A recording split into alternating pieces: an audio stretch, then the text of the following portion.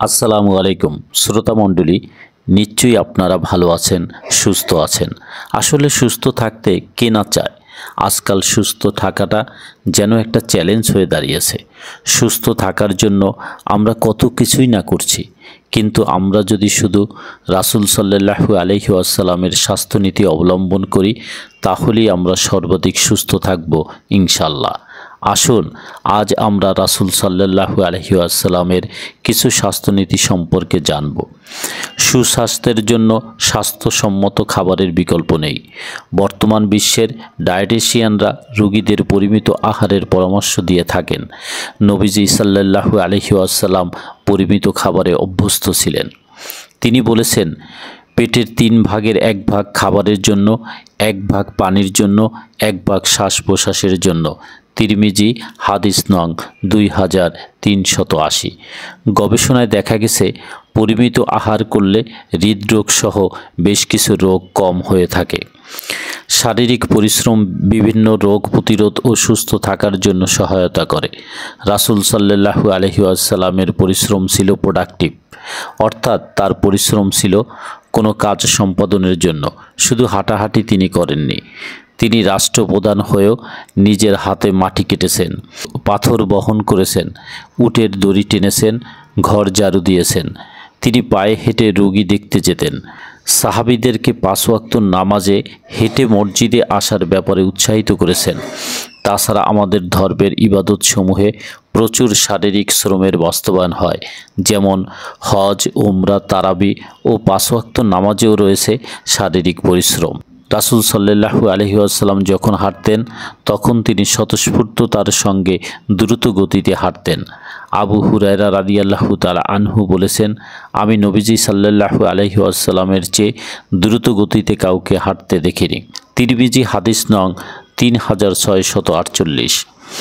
সুস্থতার জন্য নিয়মিত দাঁত পরিষ্কার রাখা, দাঁতের ময়লা ও দুর্গন্ধ দূর করতে সচেষ্ট থাকা জরুরি। রাসূল সাল্লাল্লাহু আলাইহি ওয়াসাল্লাম নিয়মিত দাঁতের যত্ন নিতেন। দাঁত যত্নের প্রক্রিয়ায় গাছের শিকড় জাতীয় মেসওয়াক ছিল রাসূল সাল্লাল্লাহু আলাইহি ওয়াসাল্লামের একমাত্র মাধ্যম। তিনি খুবই গুরুত্বের সঙ্গে নিয়মিত এই মেসওয়াকের আমল করতেন। তিনি রাত দিনের যখনই ঘুম থেকে জাগ্রত হতেন, অজুর আগে মেসওয়াক করে নিতেন। মেসওয়াক ব্যবহার সুস্থ থাকার একটি মাধ্যম। ঘুম দৈহিক ও মানসিক প্রশান্তি আনে, মস্তিষ্কের উন্নতি ঘটায়, শরীরের রোগ প্রতিরোধ ক্ষমতা বাড়ায়। তাই সুস্বাস্থ্যের জন্য প্রয়োজন রাতে পর্যাপ্ত স্বাস্থ্যকর ঘুম। চিকিৎসকরা দেরিতে ঘুমানোর অভ্যাসকে শরীরের জন্য নানাবিধ জটিল রোগের উৎস বলে থাকেন। হাদিসে এসেছে, রাসূল সাল্লাল্লাহু আলাইহি ওয়াসাল্লাম ঈশার নামাজ 1/3 রাত পরিমাণ দেরি করে পড়া পছন্দ করতেন, আর ঈশার আগে ঘুমানো এবং ঈশার পর না ঘুমিয়ে গল্পগুজব করা অপছন্দ করতেন। সহিহ বুখারী হাদিস নং 599। সুস্থ থাকার জন্য পরিষ্কার পরিচ্ছন্নতা একটি গুরুত্বপূর্ণ বিষয়। আমাদের মধ্যে খাওয়ার আগে ও পরে হাত ধোয়া, নামাজ, কুরআন পড়া ইত্যাদি সময় অজু করা বাধ্যতামূলক করা হয়েছে। সারাক্ষণ অজু অবস্থায় থাকার মধ্যে রয়েছে বিশেষ মর্যাদা। আর পরিষ্কার পরিচ্ছন্ন থাকলে যেমন মন প্রফুল্ল থাকে, তেমনি বেশ কিছু সংক্রামক ও চর্মরোগ প্রতিরোধ করা সম্ভব। নেশাজাতীয় দ্রব্য গ্রহণের কারণে আমরা অনেক ধরনের মরণব্যাধিতে আক্রান্ত হই। এটা আজ চিকিৎসা বিজ্ঞানের গবেষণায় প্রমাণিত। আর 1000 বছর আগে রাসূল সাল্লাল্লাহু আলাইহি ওয়াসাল্লাম নেশাজাতীয় বস্তুকে হারাম ঘোষণা করেছেন। তাই এ বিষয়ে আমাদের সতর্ক থাকতে হবে। আমরা পান সুপারিকে নেশাজাতীয় বস্তু মনে করি না, কিন্তু সুপারি একটি নেশা উৎপাদনকারী বস্তু। এর দ্বারা মুখের ও খাদ্যনালীর ক্যান্সার হয়ে থাকে। চুনের কারণে হাইপার ক্যালসেমিয়া, কিডনি ইনজুরি এবং কিডনিতে পাথর হতে পারে। আর জর্দা ও গুলের ক্ষতি সিগারেটের চেয়ে 3-4 গুণ বেশি। তাই সুস্থ থাকার জন্য সব রকম নেশাজাতীয় দ্রব্য অবশ্যই পরিহার করতে হবে। রাসূল সাল্লাল্লাহু আলাইহি ওয়াসাল্লাম বলেছেন, তোমরা আল্লাহ তাআলার কাছে সুস্বাস্থ্যের জন্য প্রার্থনা করো, কারণ ঈমানের পর সুস্বাস্থ্যের চেয়ে বড় কোনো নিয়ামত আর কিছুই নেই। একজন মুমিনকে যেমনিভাবে আল্লাহর সন্তুষ্টি অর্জনের জন্য ইবাদতের প্রতি তৎপর থাকতে হয়, তেমনিভাবে যথাযথ তৃপ্তিকর ইবাদতের জন্য সুস্বাস্থ্যের ব্যাপারেও যত্নশীল হতে হবে। সর্বকালের সর্বশ্রেষ্ঠ মানব মহানবী হজরত মুহাম্মদ সাল্লাল্লাহু আলাইহি ওয়াসাল্লাম ছিলেন খুবই রুচিশীল মানুষ। তার পছন্দের কোনো বিষয় কেউ খুঁত ধরতে পারত না। অনেক ধরনের খাবার রাসূল সাল্লাল্লাহু আলাইহি ওয়াসাল্লাম খেতে পছন্দ করতেন, আর প্রত্যেকটি বর্তমান বিজ্ঞানের দৃষ্টিতে সুস্থ থাকার মহা ঔষধ। তার মধ্য থেকে রাসূল সাল্লাল্লাহু আলাইহি ওয়াসাল্লামের প্রিয় 10টি খাবারের কথা আজ আমরা জানব। রাসূল সাল্লাল্লাহু আলাইহি ওয়াসাল্লামের সবচেয়ে প্রিয় খাবার খেজুর। তিনি খেজুর সবচেয়ে বেশি পছন্দ করতেন। খেজুর এমন একটি ফল যা গাছে ধরার পর থেকে শুকিয়ে যাওয়া পর্যন্ত খাওয়া যায়। নিয়মিত খেজুর খেলে কোষ্ঠকাঠিন্য দূর হয় এবং চোখ ভালো থাকে। খেজুরে থাকা অ্যান্টিঅক্সিডেন্ট শরীরে রোগ প্রতিরোধের ক্ষমতা বাড়ায়। আয়েশা রাদিয়াল্লাহু তাআলা আনহা হতে বর্ণিত, রাসূল সাল্লাল্লাহু আলাইহি ওয়াসাল্লাম বলেন, যে বাড়ি খেজুর নেই সে বাড়ির অধিবাসীরা অভুক্ত। মধু ও কালোজিরা সম্পর্কে তিনি বলেছেন, এটা মৃত্যু ছাড়া সকল রোগের ঔষধ। রাসূল সাল্লাল্লাহু আলাইহি ওয়াসাল্লামের প্রিয় খাবারের তালিকায় ছিল দুধ। রাসূল সাল্লাল্লাহু আলাইহি ওয়াসাল্লাম গরুর দুধ অনেক পছন্দ করতেন। গরুর দুধ পান করলে মেধাশক্তি বৃদ্ধি পায় ও স্মরণশক্তি বৃদ্ধি পায়। তিনি বলেছেন, তোমরা গরুর দুধ বেশি পান করো এবং গরুর গোশত কম খাও। বর্তমান বিজ্ঞানও বলছে গরুর দুধের মধ্যে অনেক উপকারিতা আছে। রাসূল সাল্লাল্লাহু আলাইহি ওয়াসাল্লামের প্রিয় খাবারের মধ্যে অন্যতম ছিল লাউ।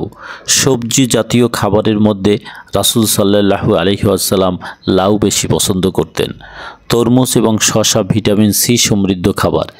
এই খাবার নবীজি অনেক পছন্দ করতেন।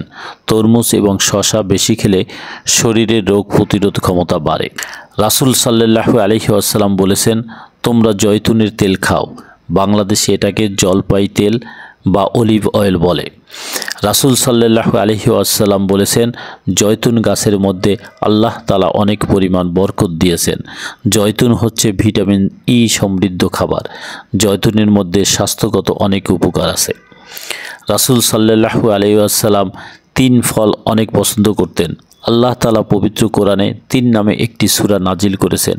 3 বাংলাদেশে ডুমুর নামে পরিচিত। ইহা মরণব্যাধি ক্যান্সার থেকে রক্ষা পেতে সাহায্য করে। কিশমিশ রাসূল সাল্লাল্লাহু আলাইহি ওয়াসাল্লামের পছন্দের একটি খাবার। তিনি প্রতিদিন কিশমিশ ভিজিয়ে রাখতেন। সকালে উঠে কিশমিশ এবং কিশমিশের পানি উভয়টি পান করতেন।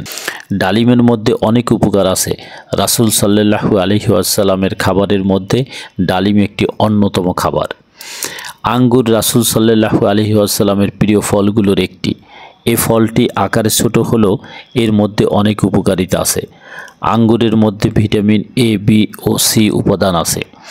আঙ্গুর ফলের ভিটামিন সি ত্বক সুন্দর রাখে এবং চেহারায় বয়সের ছাপ কমায়। পছন্দের খাবারের পাশাপাশি নবীজির কিছু অপছন্দের খাবারও ছিল। তিনি 3টি খাবারকে ভীষণ অপছন্দ করতেন। এর মধ্যে প্রথমে যে খাবারটি রয়েছে তা হলো খুব গরম খাবার।